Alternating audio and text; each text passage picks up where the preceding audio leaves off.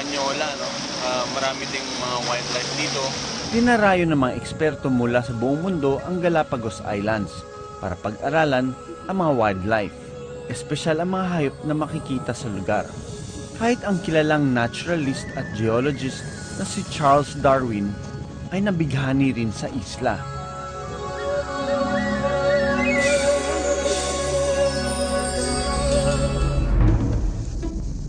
Isa sa mga nakapukaw sa kanyang interest ang mga marine iguana, kaya pinag-aralan niya ang mga ito. You know, when I say marine iguanas, talagang yung aking ngiti talagang umaabot sa tenga dahil yung aking interest talaga with reptiles is sobrang, sobrang taas ng level. Galapagos, heaven for wildlife! Lakad ako ng lakad hanggang narating ko yung batuhan na ito.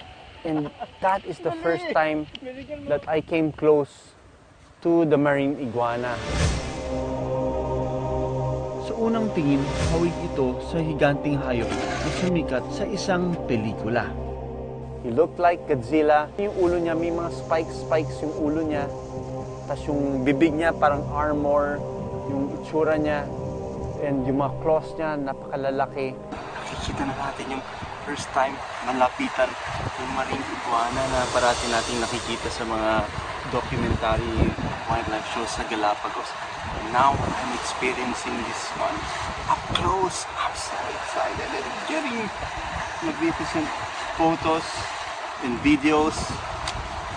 Ito mo talaga, no? Ganitong oras nagpapasok siya. Nag-iisa lang siya nung una. Nung paglapit ko, nakita ko na which I think yung una kong naspatan is a male iguana. And ang kulay niya is so remarkable that you cannot see this type of iguana all over the world except Galapagos dahil ang kulay niya ay itim, parang charcoal gray yung kulay niya. Tapos meron siyang parang maroonish na kulay sa ibabaw ng spine niya, no? Endemic o tanging sa Galapagos Islands lang makikita ang mga marine iguana. This is the closest I can be with the marine iguana.